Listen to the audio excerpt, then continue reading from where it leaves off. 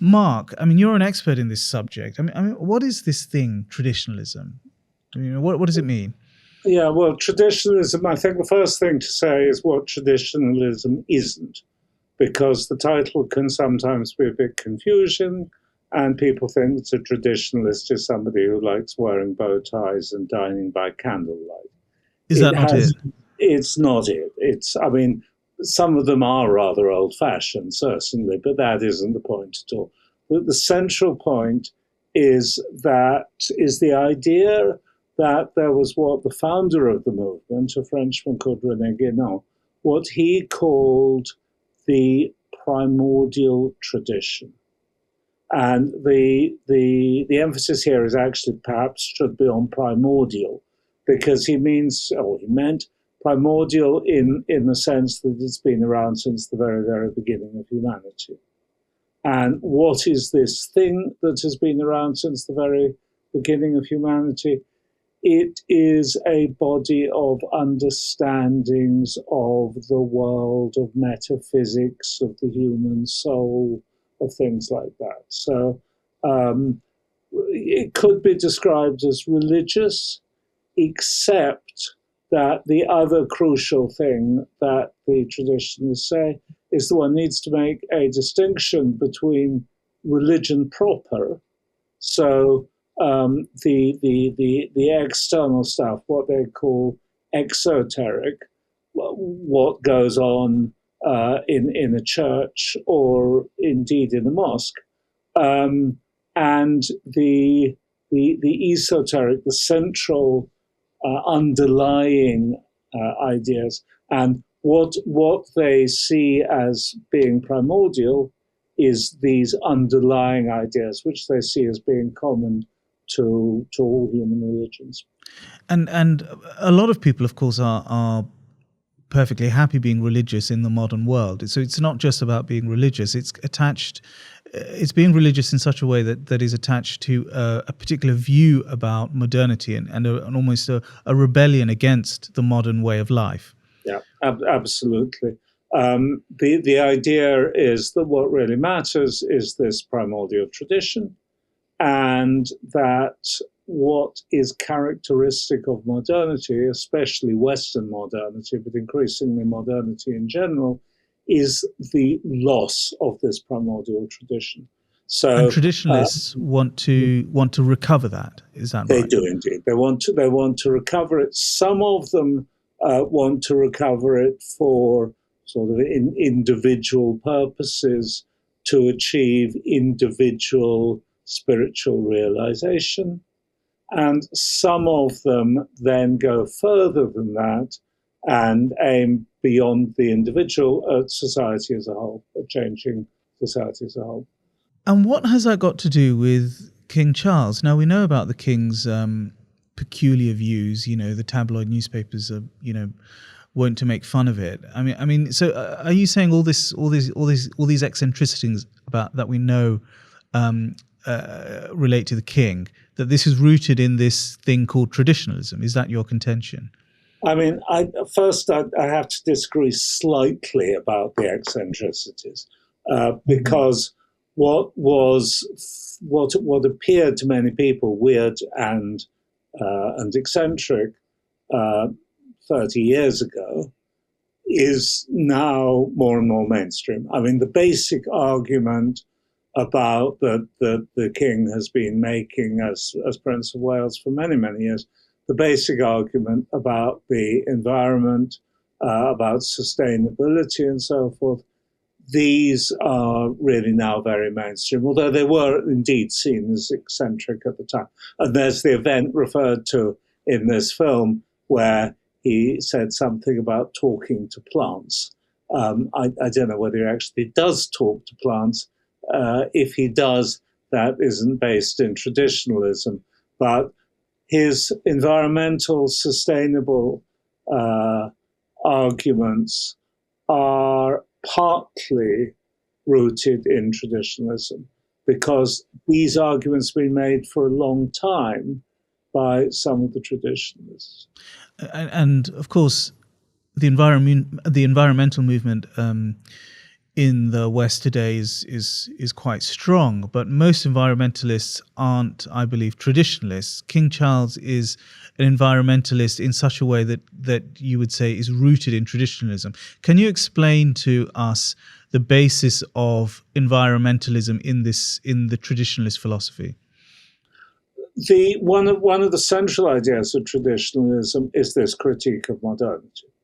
And in its classic form, as developed by Guénon in 1920, it doesn't refer to the environment at all.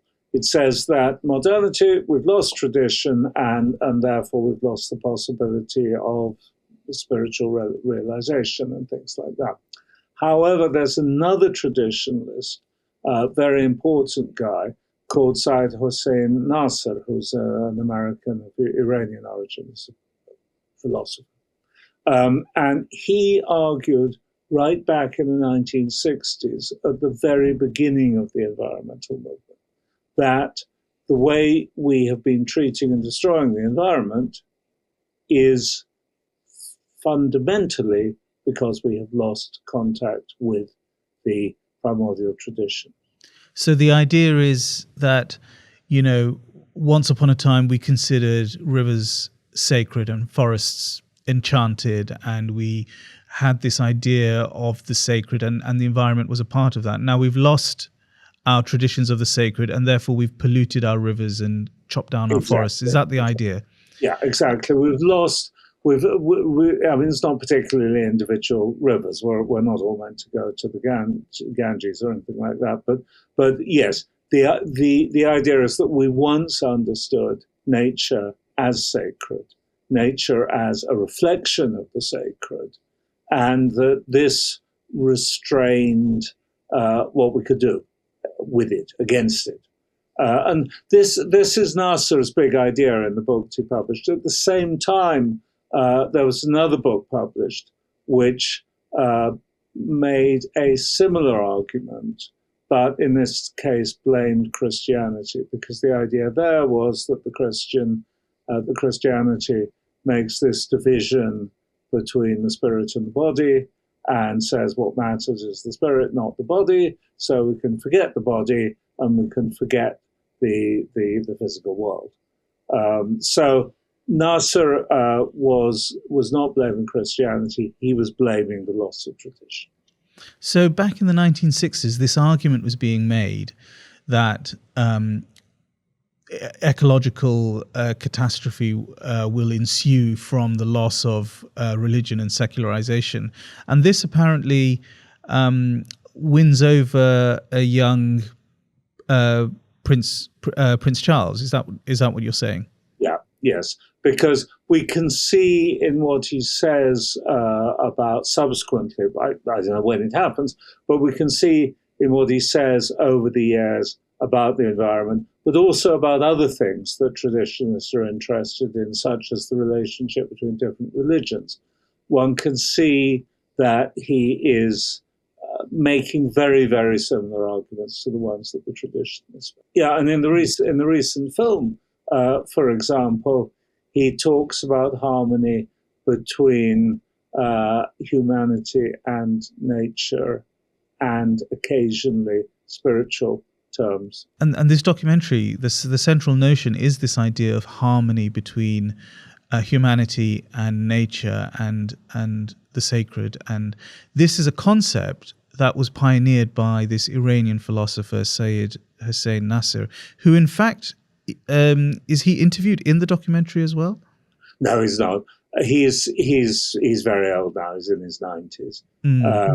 In fact, we know from, not from this film, but we know from other sources that the king, as Prince of Wales, was in touch with some of the other traditionalists. And for example, there's an Englishman called Martin Lings, who was now dead, who was pretty famous in the British Muslim community because he had become Muslim, and he did some books which were very, very well received. And on one occasion, at least, the Prince of Wales talked about his respect and admiration for Martin Lings, and how much he looked forward to periodic visits he had from them. They were friends, weren't they? And I believe as the Prince of Wales, Charles wrote the introductions to a number of books by Martin Lings. So it's interesting. A lot of these associates and friends of the king were very interested in Islam as received through the traditionalist philosophy. You mentioned Martin Lings, and then there were people like Keith Critchlow, who was another scholar of Islamic thought.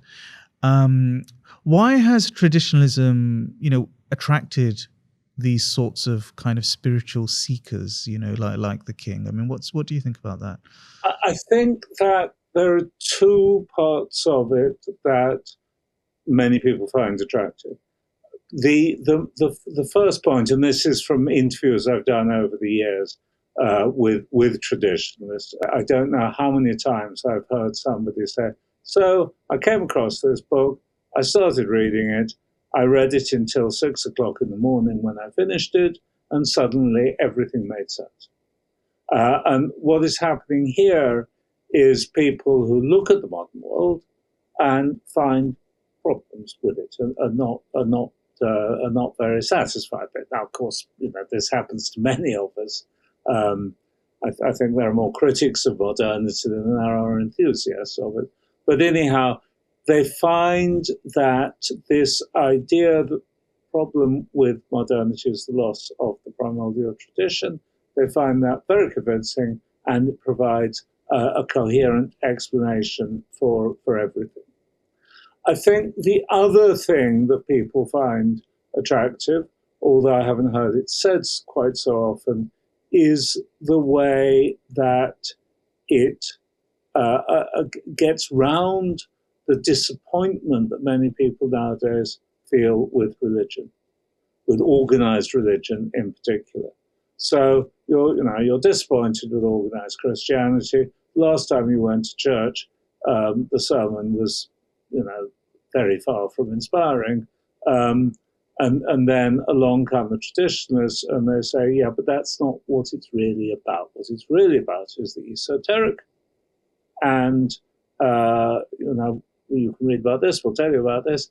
And the esoteric is then presented in a way which is far more appealing than that awful sermon that you heard previous Sunday. You've just hinted at a fundamental tension here, because the king is the head of the Church of England, the mainstream church in the UK, and traditionalists are people generally who are quite discontented with contemporary mainstream religion and sort of want something a bit more hardcore almost. So can you tell us about the king's position here? Because obviously we know he's a man of faith, but also he's got some peculiar religious tendencies. He reveres Orthodox Christian icons, and he's also on record for being very interested in Islam. So could you tell us a bit more about the king's position here? Well, he's actually been explicit on this, and some time ago, he said that when he became king, rather than being defender of the faith, which is one of the royal titles that have been used for centuries, he wanted to be defender of faith or of faiths. So his position on this has actually been quite explicit. In practice, well, yes, he is head of the Church of England, but he does spend a lot of time with Muslims, for example, which is, as he recognizes, another major faith present in the United Kingdom. He was patron of the Oxford Centre for Islamic Studies for years, and things like that. So that's one of the practical consequences of this. But as far as he individually relates to this, as you said, he has a fairly visible interest in Eastern Orthodoxy.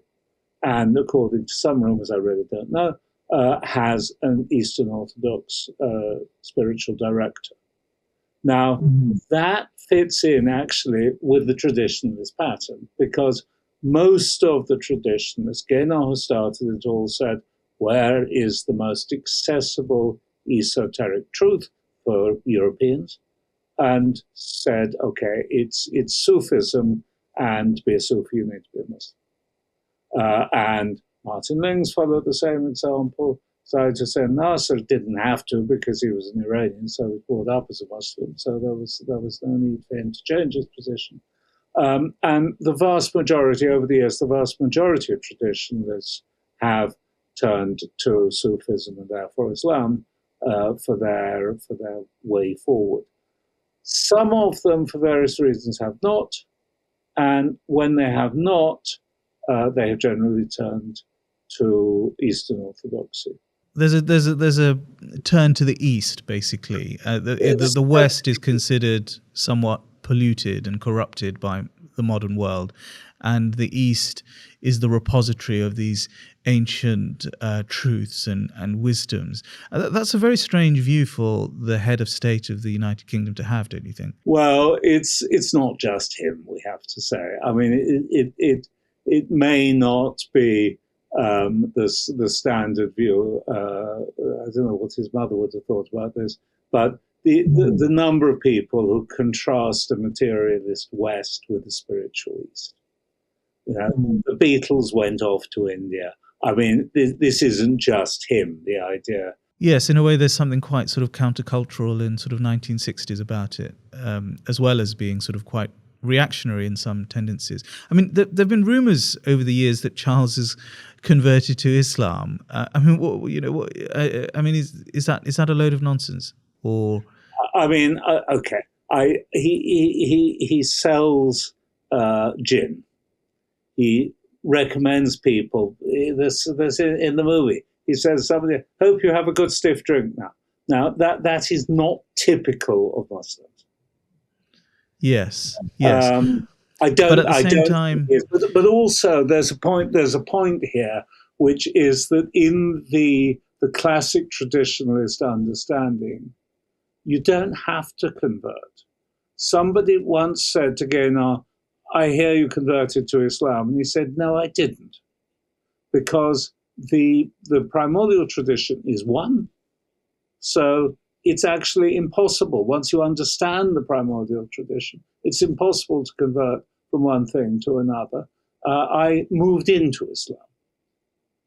So I don't think, if you think as the king appears to think, that you can find the primordial tradition, you can find esoteric spirituality in Islam, in Eastern Orthodoxy, probably in the Vedanta as well, then you don't actually need to convert.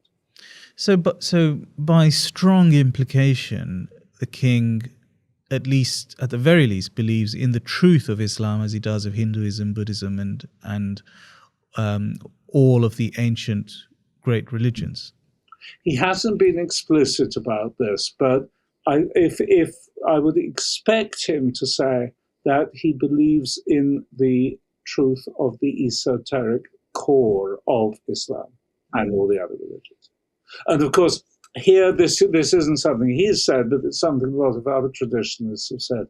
The two religions that have most lost their esoteric content are Catholicism and Protestantism. What's the politics of all this? I mean, because traditionalists have meddled in politics, and lots of traditionalists in the past have got involved in things like fascism, and some of Putin's, or at least one of Putin's advisors, is an adherent of the traditionalist philosophy. I'm thinking of Alexander Dugin. How does that relate to the king? I mean, do you think the king's politics is influenced by these ideas? I really don't know, because although his support for environmentalism and environmental causes is somewhat political, generally he stays out of the political, as his constitutional role requires. So really what he thinks about that, I do not know. The fact of the matter is that if you take a traditionalist perspective on politics, you are going to see the whole democratic system as a modern illusion. The question then is what you do about it.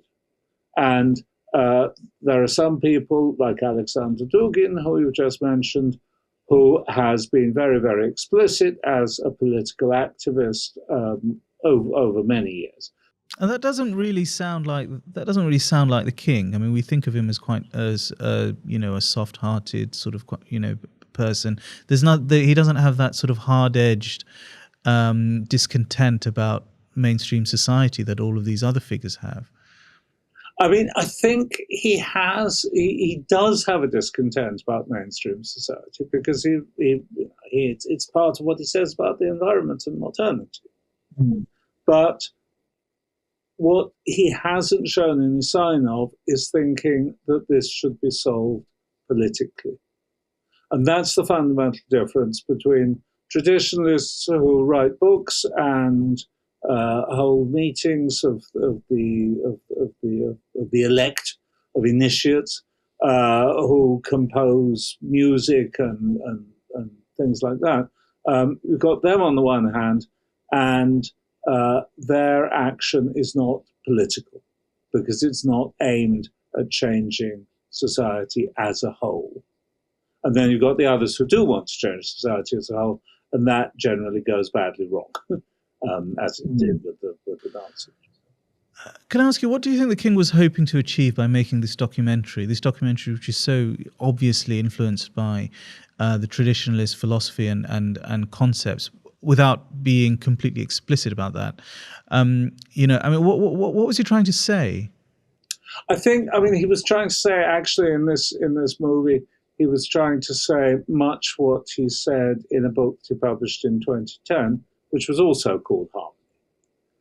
He is trying to explain in both that book and this film his understanding of what I would say we should still call traditionalism up to a certain point, up to the point where it's going to make sense to large numbers of people. Will it make sense to large numbers of people in contemporary Britain? I don't know. I mean, I think that the environmental bit should make sense because it's generally accepted nowadays, except on the strange parts of the political right and the MAGA movement and so forth. It is generally accepted that we need to worry about climate change. So, I mean, I think that'll make sense. Whether anybody will say, "Gosh, that's interesting. I hadn't thought of that," is another question. The film, I mean, it's not just an exposition of a particular philosophy. It's got some marvelous nature photography in it. It has some great archival footage, both of the King as Prince of Wales many years ago, and also of England in the 70s. So, I mean, there's more to it than just trying to put across a particular message. I think it Would you recommend it? Difficult because, I'd recommend anything to do with traditionalism because I've been fascinated by it for decades. I think it probably depends on what you think of the King in the first place. If you rather like him and you rather like nature photography, then I very definitely recommend it. Well, Harmony is available to view on Amazon Prime. Mark, it's been really interesting talking to you about traditionalism, the King, and his intellectual and philosophical influences. Thanks so much for joining us.